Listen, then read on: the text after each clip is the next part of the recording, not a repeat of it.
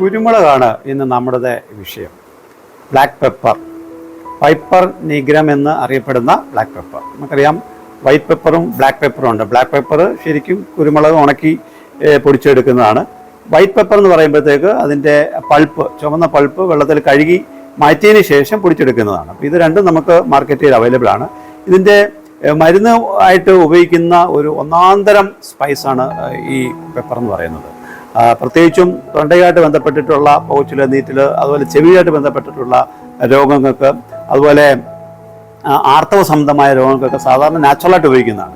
ഹോമിയോപ്പതിയിൽ piper നിഗ്രം എന്ന് പറയുന്ന ഒരു മരുന്ന് തന്നെയുണ്ട്. അത് പലപ്പോഴും പുകച്ചിലിന്, നീറ്റലിന്,